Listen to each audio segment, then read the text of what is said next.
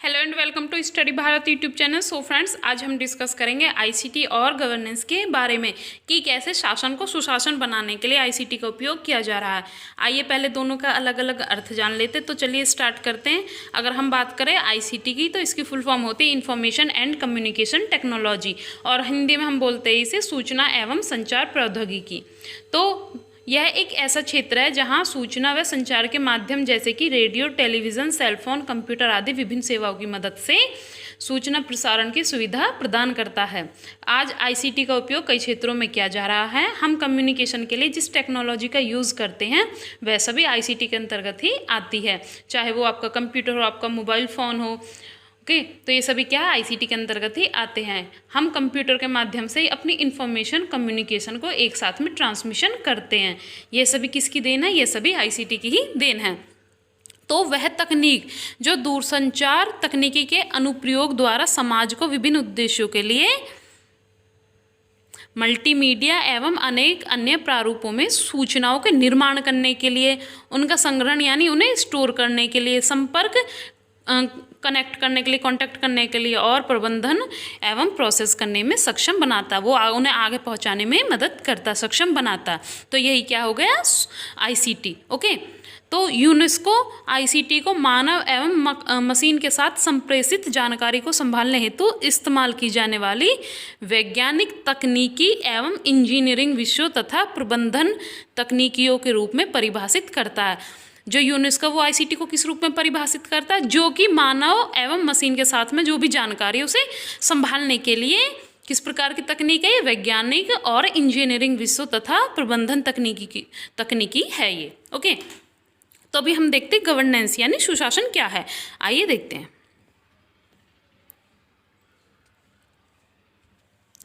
सुशासन का शाब्दिक अर्थ एक विशेषण के रूप में क्या है? अच्छा, उत्तम, भला, सच्चा मित्र, और संज्ञा के रूप में कल्याण, हित, लाभ, भलाई इत्यादि से। यानी कि अगर हम विशेषण के रूप में देखें इसका क्या अर्थ है, तो वो हो जाएगा अच्छा, उत्तम, भला, सच्चा मित्र, और अगर हम संज्ञा के रूप में देखें तो संज्ञा के रूप में इसका जो अर्थ है वो हो जाएगा कल्याण, हित, भाव, हित, लाभ इत्यादि। ठीक है, भलाई। ओके, तो अतः सामान्य अर्थों में वह शासन जो उत्तम हो, क्या? वह शासन जो उत्तम हो, जनहित एवं भलाई का कार्य करे। यानी कि वो शासन जो कि बहुत अच्छा हो, उत्तम मानती हो जनता हो, और वो जनता की भलाई के लिए कार्य करे, वो क्या कहलाता है? सुशासन। क्या कहलाता है? सुशासन यानी गवर्नेंस। तो वर्तमान में शासन को सुशासन के रूप में, किसे? शासन को सुशासन के रूप में परिवर्तित करने पर बल दिया जा रहा है, जिसके लिए हम आईसीटी का यूज़ कर रहे हैं। सुशासन शब्द का प्रयोग विश्व बैंक द्वारा, इसके द्वारा ही लोकप्रिय बनाया गया। किसके द्वारा जो इसे सबसे ज़्यादा लोकप्रिय बनाया गया सुशासन को यानी गवर्नेंस को? वो विश्व बैंक यानी वर्ल्ड बैंक के द्वारा इसे लोकप्रिय बनाया गया। सुशासन को निम्नलिखित रूपों में व्यक्त किया जा सकता है। अच्छा, इसके लिए एक वर्ड दिया गया है विश्व बैंक द्वारा, वो है स्मार्ट। क्या है? Smart, ART। ओके, तो ये वर्ड दिया गया है स्मार्ट। अब इनका उन्होंने अलग अलग अपने तरीके से अलग अलग मीनिंग दिया है। आइए देखते हैं क्या क्या इनके अलग अलग मीनिंग। तो S फॉर क्या हो गया? सिंपल। S मतलब हो गया सिंपल। तो इसमें शासन, इनके अनुसार जो सिंपल का मतलब होता है शासन जो सरल होना चाहिए, और शासन में औपचारिक और जटिल प्रक्रियाएं नहीं होनी चाहिए। यानी कि ऐसे कठोर नहीं होना चाहिए शासन, और ऐसा नहीं कि हमेशा फॉर्मेलिटीज इसमें पूरी करते रहें, तो इस तरह की नहीं होनी चाहिए। वो सिर्फ एक शासन सरल होना चाहिए ताकि आम जनता को भी उसके बारे में पता रहे। शासन का उद्देश्य परिणाम अर्जित करना है। क्या करना है उद्देश्य इसका मुख्य? परिणाम अर्जित करना। ओके, इसमें प्रक्रिया पर बल देना नहीं होता। ठीक है, प्रक्रिया चाहे जो भी हो लेकिन परिणाम अच्छे होने चाहिए। तो ये होता ये सिंपल का मतलब। ठीक है, नेक्स्ट आता है M फॉर मॉरल। मॉरल अर्थात शासन में भाग लेने वाले जो भी पदाधिकारियां हैं वो नैतिक होने चाहिए। ठीक है, उनका जो दायित्व है वो नैतिक होना चाहिए कि वे आम जनता के लिए सुलभ रहे तथा उनकी ईमानदारी से सेवा करें। कि जो भी अधिकारी हैं वो आसानी से जनता को, मतलब अगर जनता जाए तो उनको मिल जाए, और वो अपनी, उन्हें जो जनता है वो अपनी परेशानी, अपनी ज़रूरतें उनको बताए, और वो ईमानदारी से उनका कार्य करे, ईमानदारी से उनकी सेवा करे। नेक्स्ट होता है ए यानी अकाउंटेबल। क्या है? अकाउंटेबल। इसका मतलब होता अर्थात शासन आम जनता के प्रति उत्तरदायी होनी चाहिए। मतलब जो शासन का मुख्य कार्य होता है वो होता है जनता की जो भी ज़रूरतें हैं उनको ध्यान में रखकर कोई भी योजनाएं बनाना और उनके प्रति वो पूरी तरह से उत्तरदायी होनी चाहिए। नेक्स्ट आपका आर फोर होता है रिस्पॉन्सिबल। क्या? आर फोर होता है रिस्पॉन्सिबल। तो अर्थात शासन आम लोगों के प्रति अनुक्रियाशील होना चाहिए। जो ये शासन है वो लोगों के लिए ही कार्य करे, हमेशा क्या है वो लोगों के हित में ही कार्य करे, उसे रिस्पॉन्सिबल होना चाहिए, उसे लोगों के प्रति ही जिम्मेदार होना चाहिए। तो ये हो गया आर से रिस्पॉन्सिबल का अर्थ। अब नेक्स्ट देखते क्या है टी फोर होता है ट्रांसपेरेंट। क्या है? ट्रांसपेरेंट। शासन में गोपनीयता को दूर करके पारदर्शिता का निर्माण होना चाहिए। कैसी होनी चाहिए? जो शासन पद्धति है वो होनी चाहिए पारदर्शी, यानी उसमें शासन में कुछ भी गोपनीय नहीं होना चाहिए, गुप्त नहीं होना चाहिए, बल्कि जनता को पता होना चाहिए कि हमारी सरकार कौन कौन सी योजनाएं हमारे लिए बना रही है, ताकि प्रत्येक व्यक्ति उनसे लाभ लेकर अपना विकास कर सके। शासन द्वारा संचालित सभी कार्य एवं निर्णय आम जनता के समक्ष प्रस्तुत होने चाहिए कि कौन कौन से सरकार कार्य कर रही है और कौन सा कोई निर्णय लिया गया, डिसीजन लिया गया, वो सभी वो जनता के सामने होने चाहिए। अब देखते हैं सुशासन के निम्नलिखित आयाम हैं। क्या क्या आयाम है सुशासन के? आइए देखते हैं। सबसे पहले प्रशासनिक, यानी शासन उत्तरदायी होना चाहिए। शासन कैसा होना चाहिए? उत्तरदायी, पारदर्शी होना चाहिए, अनुक्रियाशीलता होना चाहिए, सहभागिता होनी चाहिए उसमें, और न्यायपूर्ण होना चाहिए यानी त्वरित न्याय होना चाहिए, कुशल आम सहमति पर आधारित होना चाहिए, उसमें विधि का भी शासन होना चाहिए, त्वरित व प्रभावी शासन स्थापित हो। ठीक है, तो ये होता है सुशासन। ठीक है, यानी सुशासन का जो प्रशासनिक आयाम है इसमें ये शामिल होते हैं।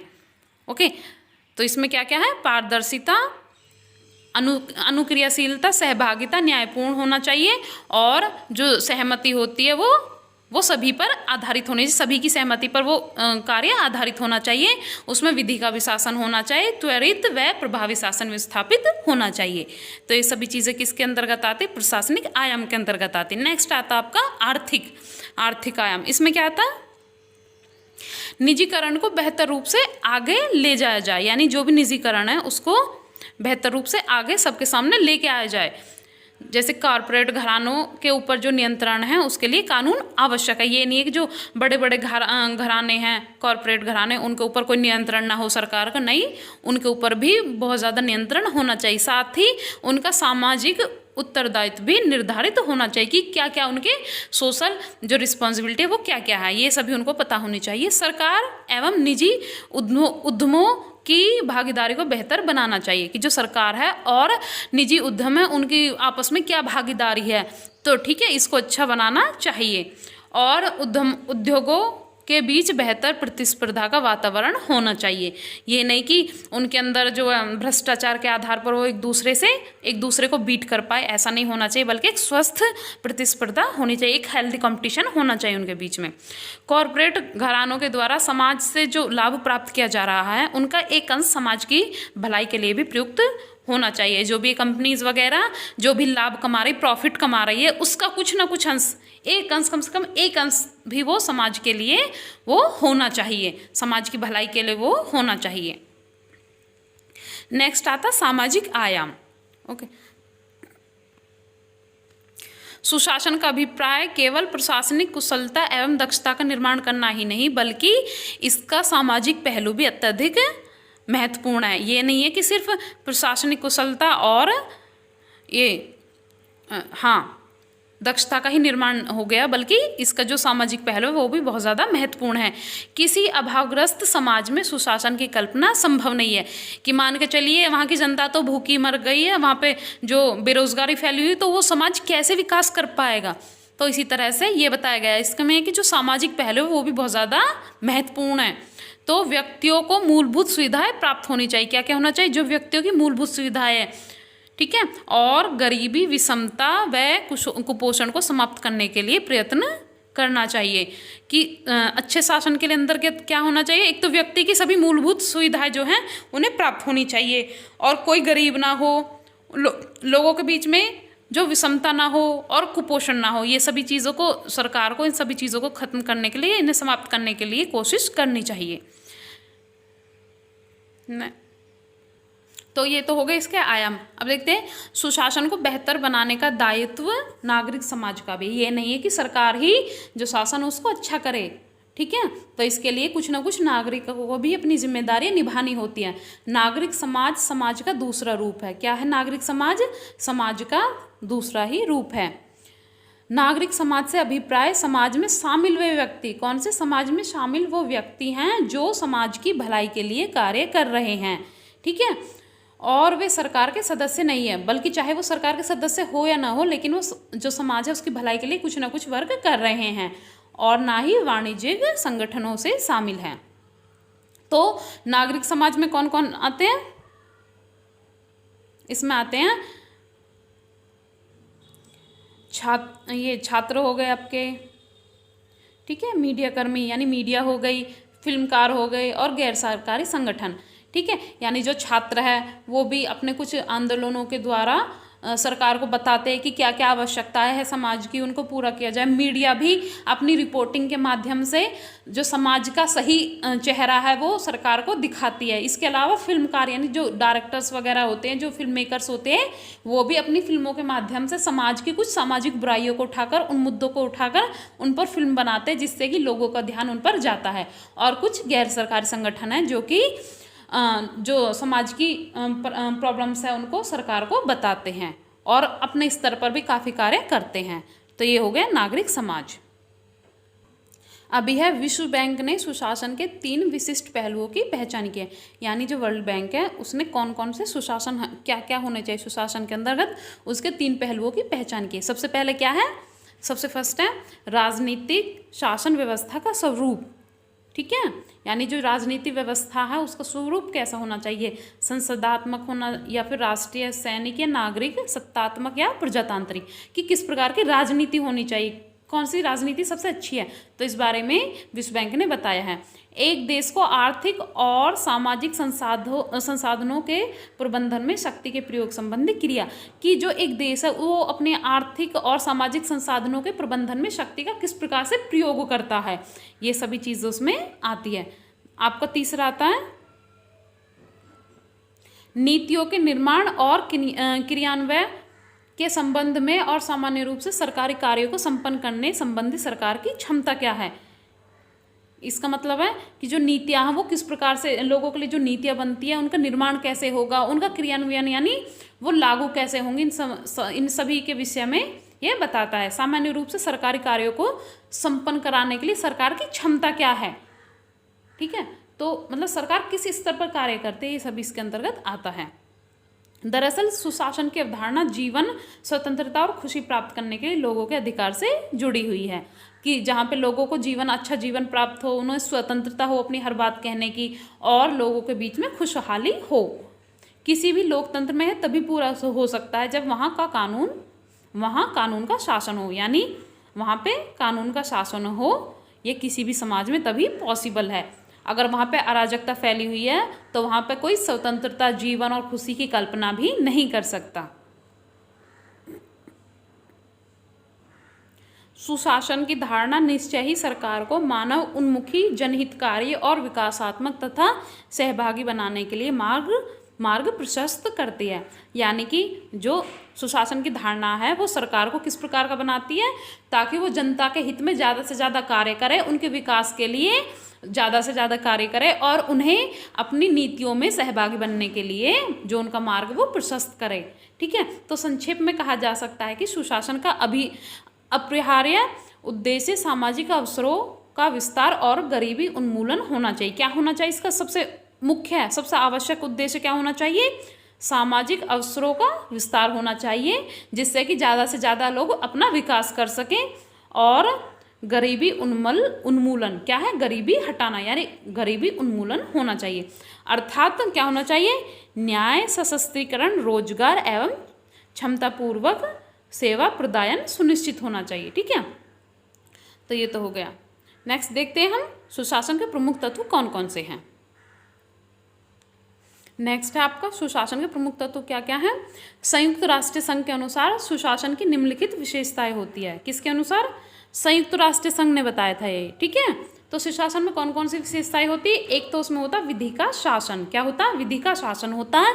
सेकंड क्या होता है? समानता एवं समावेशन होता है, ताकि वहाँ के जो नागरिक हैं उनको समान अवसर मिले और सभी अपना समावेशन कर सके। नेक्स्ट होता है भागीदारी, यानी जो सरकार की नीतियाँ हैं या कोई अन्य पॉलिसी है उनमें वो कैसे अपनी भागीदारी सुनिश्चित करे, यही होता है। और नेक्स्ट होता है अनुक्रियाशीलता, ठीक है। तो कैसे वो जो मतलब महत्वपूर्ण कार्य है उनमें वो पार्टिसिपेट करे, कैसे उनको क्रियाशील बनाए। नेक्स्ट होता है बहुमत, यानी मतैक्य, कि लोगों का क्या बहुमत है, ज़्यादा से ज़्यादा लोग किस चीज़ के लिए जो एग्री कर रहे हैं, तो लोगों का एक मत क्या है उसके अनुसार कार्य करना।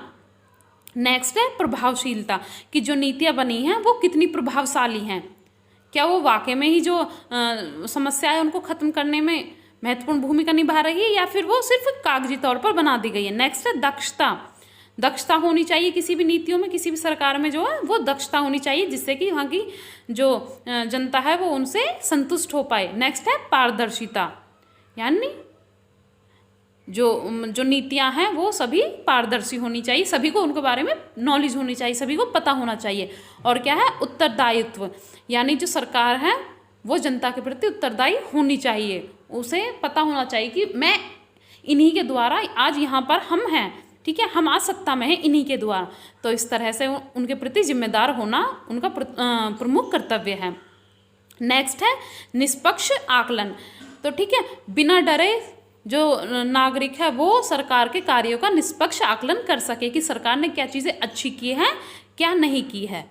तो ये तो हो गया आपका ये वाला। मिलते हैं नेक्स्ट टॉपिक में, तब तक के लिए जय हिंद जय। फुल फॉर्म उनकी क्या होती है, या फिर कुछ फुल फॉर्म दे देते हैं एग्जाम में जिनको आपको उनकी ये जो शॉर्ट फॉर्म है वो बतानी होती है। तो चलिए स्टार्ट करते हैं। सबसे पहले हम देखते हैं AGP। AGP की फुल फॉर्म क्या होती है? एक्सेलरेटेड, क्या है? एक्सेलरेटेड ग्राफिक पोर्ट, क्या है? फिर से देखते हैं, एक्सेलरेटेड ग्राफिक पोर्ट। सेकंड है PC। PC की फुल फॉर्म होती है पर्सनल कंप्यूटर, ओके। नेक्स्ट है EPROM। EPROM की क्या फुल फॉर्म होती है? Erasable programmable read only memory, क्या है? Erasable programmable read only memory. Next है BIOS। इसकी क्या होती है? Basic input and output system, क्या है? Basic input and output system. Next है HDD। तो HDD की क्या होती है? हार्ड डिस्क ड्राइव, क्या है? Hard disk drive. नेक्स्ट है PCI, क्या है? PCI इसकी होती है पेरिफेरल कंपोनेंट इंटरकनेक्ट, क्या है? Peripheral component interconnect. और नेक्स्ट होती है यूनिवैक, क्या है? यूनिवैक। यूनिवैक की क्या होती है? यूनिवर्सल ऑटोमेटिक कंप्यूटर, क्या है? ये काफ़ी ज़्यादा इंपॉर्टेंट है, तो आप इनको अच्छे से एकदम से रट लीजिए। 2-3 क्वेश्चन बनते हैं यहाँ से एग्जाम में, आपने देखा भी होगा प्रीवियस ईयर क्वेश्चन पेपर्स में, ओके। तो नेक्स्ट है GUI, क्या है? GUI इसकी होती है ग्राफिक यूज़र इंटरफेस, क्या है? Graphic user interface. नेक्स्ट है USB। USB की फुल फॉर्म होती है यूनिवर्सल सीरियल बोर्ड, क्या है? Universal serial board. नेक्स्ट है VGA, क्या है? VGA इसकी होती है विजुअल ग्राफिक अडॉप्टर, क्या है? Visual graphic adopter. नेक्स्ट है मैन, क्या है? मैन की क्या होती है full form? Metropolitan area network, क्या है? Metropolitan area network, okay. Next है ASCII, क्या है? ASCII। तो इसकी फुल फॉर्म होती है American standard code for information interchange, क्या है? American standard code for information interchange, okay. Next क्या है? WAN, यानी WAN इसकी होती है वाइड एरिया नेटवर्क, क्या है? Wide area network, okay. Next देखते हैं हम, ये देखिए आप EBCDIC, क्या है? EBCDIC इसकी होती है extended binary coded decimal interchange code, क्या है? Extended binary coded decimal interchange code, okay. Next है LAN इसकी होती है full form local area network, क्या है इसका? Local area network, okay. Next देखते हैं हम, ये होती है EEPROM, यानी EEPROM ये होती है electrical erasable programmable read only memory. क्या है, फिर से देखते हैं, electrical erasable programmable read only memory. Okay okay, तो नेक्स्ट है आपकी EEPROM। क्या है, EEPROM, तो इसकी फुल फॉर्म होती है electrical alterable programmable read only memory. क्या है, इलेक्ट्रिकल अल्ट्रेबल ये programmable read only memory. Okay, तो नेक्स्ट आता है आपका CPU। इसे कंप्यूटर का जो माइंड भी कहते हैं। तो CPU की फुल फॉर्म होती है सेंट्रल प्रोसेसिंग यूनिट। क्या है, सेंट्रल प्रोसेसिंग यूनिट। ओके, तो नेक्स्ट है आपका OS। क्या है, OS को क्या कहते हैं, ऑपरेटिंग सिस्टम। क्या है ये, ऑपरेटिंग सिस्टम। ओके, नेक्स्ट होता है आपका ALU। क्या है, ALU, इसकी फुल फॉर्म होती है अर्थमेटिक एंड लॉजिक यूनिट। क्या है, arithmetic and logic unit. Question आ चुके हैं यहाँ से कई बार, सो प्लीज़ आप एक फुल फॉर्म को अच्छे से देख लेना। ओके, तो नेक्स्ट है आपका DVD। क्या है, DVD, इसकी क्या फुल फॉर्म होती है, एक सेकेंड, इसकी होती है डिजिटल वर्सेटाइल डिस्क। क्या है, डिजिटल वर्सेटाइल डिस्क। नेक्स्ट है आपकी CD की क्या फुल फॉर्म होती है, इसकी होती है कॉम्पैक्ट डिस्क। क्या है, कॉम्पैक्ट डिस्क। नेक्स्ट है आपकी ROM, तो इसकी फुल फॉर्म होती है रीड ओनली मेमोरी। क्या है, रीड ओनली मेमोरी। नेक्स्ट है आपकी VDU। क्या, VDU, इसकी फुल फॉर्म होती है विजुअल डिस्प्ले यूनिट। क्या है, विजुअल डिस्प्ले यूनिट।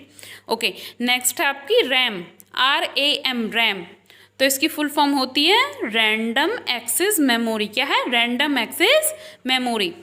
नेक्स्ट है आपकी ICT। क्या है, ICT, इसकी फुल फॉर्म होती है इंफॉर्मेशन कम्युनिकेशन टेक्नोलॉजी। क्या है, information communication technology. Okay, next है आपकी PROM यानी PROM, तो इसकी फुल फॉर्म होती है प्रोग्रामेबल रीड ओनली मेमोरी। क्या है, programmable read only memory.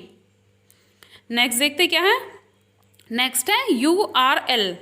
Okay, तो इसका जो फुल फॉर्म है वो क्या है, यूनिवर्सल रिसोर्स लोकेटर। क्या है, universal resource locator. Okay, next है आपका IDE। क्या है, IDE, इसकी फुल फॉर्म होती है इंटीग्रेटेड ड्राइव इलेक्ट्रॉनिक्स। क्या है, इंटीग्रेटेड ड्राइव इलेक्ट्रॉनिक्स।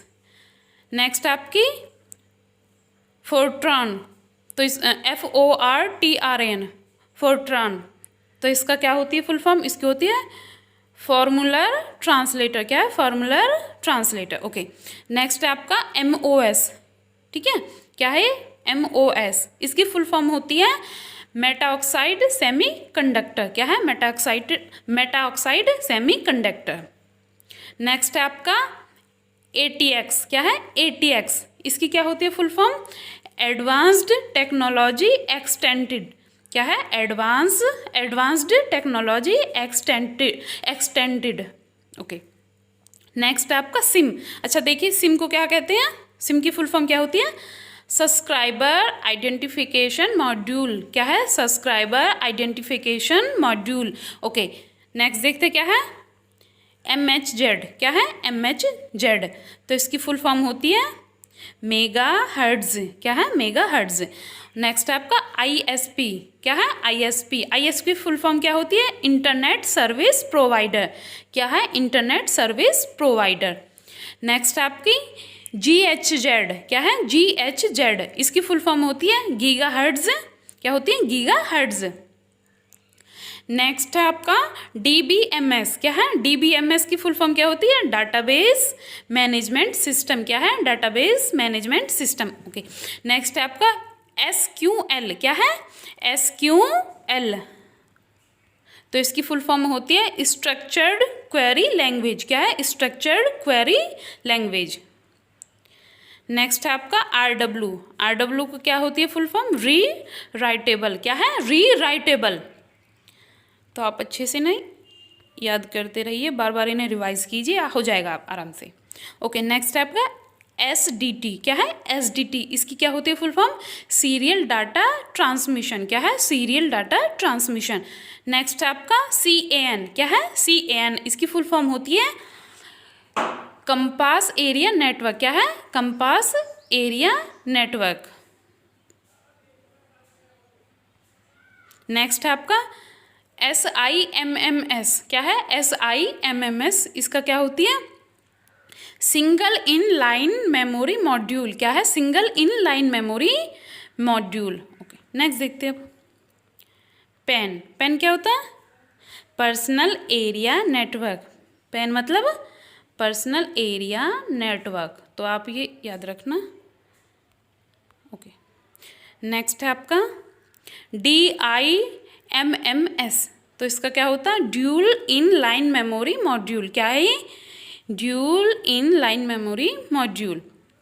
नेक्स्ट है आपका CMOS, क्या है?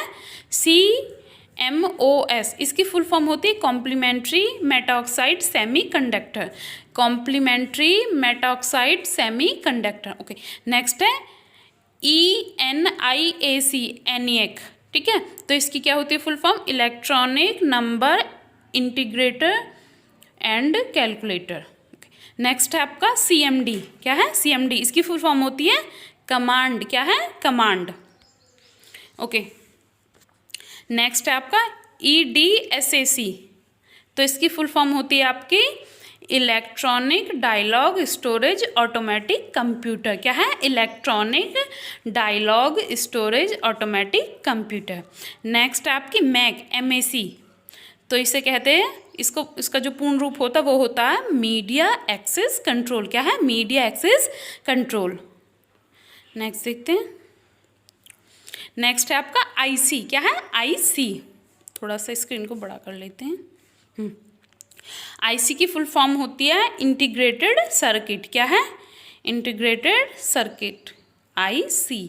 ओके, नेक्स्ट है आपका LSIC, क्या है? LSIC, ये होती है large scale integrated circuit. Okay, क्या है? Large scale integrated circuit. Next है आपका DIR, तो इसकी फुल फॉर्म होती है डायरेक्टरी, क्या है? डायरेक्टरी। नेक्स्ट आपका गीगो, यानी GIGO, गीगो, तो इसकी क्या होती है फुल फॉर्म? गैबेज इन गैबेज आउट, गैबेज इन गैबेज आउट। गीगो की फुल फॉर्म क्या है? गैबेज इन गैबेज आउट, कितनी सिंपल है। नेक्स्ट आपका PHP, क्या है?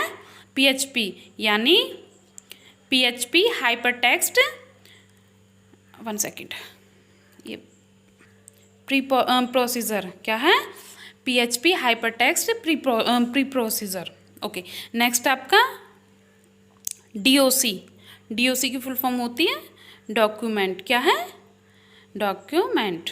ओके, तो ये हो गया। नेक्स्ट आपका PDT, क्या है? PDT, तो PDT की फुल फॉर्म क्या होती है? 1 सेकेंड, इसकी होती है parallel data transmission. Okay, next आपका PDA, क्या है? PDA, इसकी फुल फॉर्म होती है पर्सनल डिजिटल असिस्टेंट, क्या है? Personal digital assistant. नेक्स्ट देखते हैं। नेक्स्ट है USSD, क्या है? USSD। ओके, तो इसका देखते हैं, इसकी क्या होती है? अनस्ट्रक्चर्ड सप्लीमेंट्री सर्विस डाटा, क्या है? Unstructured supplementary service data. Next आपकी WWW, काफ़ी जो इम्पोर्टेंट है, ये देख लेना, world wide web. Okay, world wide web. Next आपकी कोबोल, क्या है? कोबोल, तो इसकी फुल फॉर्म क्या होती है? कॉमन बेसिक ओरिएंटेड लैंग्वेज, क्या है? Common basic oriented language. Next है आपकी CCNP, क्या है? CCNP, तो इसका है Cisco certified network professionals. Okay, next आपकी बेसिक, क्या है? बेसिक, बेसिक की फुल फॉर्म होती है beginner all purpose symbolic instructions code. Okay, next आपका CEH, क्या है? CEH सर्टिफाइड एथिकल हैकिंग, क्या है? Certified ethical hacking. नेक्स्ट आपका TCP, क्या है? TCP ट्रांसमिशन कंट्रोल प्रोटोकॉल, क्या है? Transmission control protocol. Okay, next देखते क्या है? CSS, क्या है? CSS, तो इसकी फुल फॉर्म है कैस्केडिंग स्टाइल शीट, क्या है? Cascading style sheet. Okay, next है सिस्को, क्या है? सिस्को, सिस्को की फुल फॉर्म होती है कंप्यूटर इंफॉर्मेशन सिस्टम कंपनी। क्या है? Computer information system company. Okay, तो नेक्स्ट आपका XXS। क्या है? XXS, तो इसकी फुल फॉर्म होती है क्रॉस साइट स्क्रिप्टिंग। क्या है? Cross site scripting. नेक्स्ट आपका XML। क्या है? XML, इसकी फुल फॉर्म होती है एक्सटेंसिबल मार्कअप लैंग्वेज। क्या है? एक सेकेंड, एक्सटेंसिबल मार्कअप लैंग्वेज। क्या है? Extensible markup language. Okay, next है क्या है? HTML। ओके, तो इसकी होती है full form hypertext markup language. क्या है? Hypertext markup language. नेक्स्ट है CCNA। क्या है? CCNA, इसकी फुल फॉर्म होती है सिस्को सर्टिफाइड नेटवर्क एसोसिएट। क्या है? Cisco certified network associate. Okay, next देखते हैं। नेक्स्ट है आपकी RFI। क्या है? RFI, तो इसकी फुल फॉर्म होती है रिमोट फाइल इंक्लूजन। क्या है? Remote file inclusion. क्या है इसकी? RFI। ओके, तो नेक्स्ट देखते हैं क्या है? HTTP। क्या है? HTTP, sorry, HTTP। ओके, तो ये ध्यान से देखना। क्या है इसकी? Hypertext transfer protocol. क्या है? Hypertext transfer protocol. नेक्स्ट है DDoS। क्या है? DDoS, इसकी होती है distribution Daniel of service. Distribution Daniel of service. Next है आपकी VPN। क्या है? VPN, इसकी होती है full form virtual private network. क्या है? Virtual private network. नेक्स्ट है आपके SEO। क्या है? SEO, इसका होता है सर्च इंजन ऑप्टिमाइजेशन। क्या है? Search engine optimisation. नेक्स्ट आपका IP की फुल फॉर्म होती है इंटरनेट प्रोटोकॉल। क्या है? Internet protocol. आगे देखते हैं। हाँ, तो आगे आपका जो ये ऑपरेटिंग सिस्टम है और जो डाटा स्टोरेज बेस्ड है उससे ये आधारित है, उस पर ये ऑपरेटिंग सिस्टम और डाटा स्टोरेज पर। तो ये भी देखते हैं ये क्या है। तो BIOS का ये आपने देख लिया था, फिर भी एक बार देख लेते हैं। इसका होती है बेसिक इनपुट आउटपुट सिस्टम। क्या है? Basic input output system. Okay, ये क्या है? विच कंट्रोल्स द कंप्यूटर, जो कि कंप्यूटर को कंट्रोल करती है। Telling it what operations to perform, कि कौन कौन से ऑपरेशन परफॉर्म करने हैं। ओके, तो नेक्स्ट है आपका बाइट। क्या है? Byte. A byte is a storage unit for data. क्या है? स्टोरेज यूनिट होती है डाटा की। नेक्स्ट आपका CPU, इसकी जो फुल फॉर्म होती है वो होती है सेंट्रल प्रोसेसिंग यूनिट। क्या है? Central processing unit. नेक्स्ट आपका OS, इसकी फुल फॉर्म होती है ऑपरेटिंग सिस्टम। क्या है? Operating system. This is the operating system of the computer, ये कंप्यूटर का ऑपरेटिंग सिस्टम होता है। This is the main program that runs on a computer and begins automatically when the computer is turned on. Next है PC for personal computer. और देखिए PDF की क्या होती है full form? Portable document format. क्या है? Portable document format. नेक्स्ट है RAM, रैंडम एक्सेस मेमोरी, ये तो आपको पता है। नेक्स्ट है रोम का भी आपको पता है। क्या है? Read only memory. और VGA, इसकी क्या होती है? वीडियो ग्राफिक्स अरे। क्या है? Video graphics array. ओके, तो ये हो गया आपका। अब मिलते हैं नेक्स्ट टॉपिक में, तब तक के लिए जय हिंद जय भारत।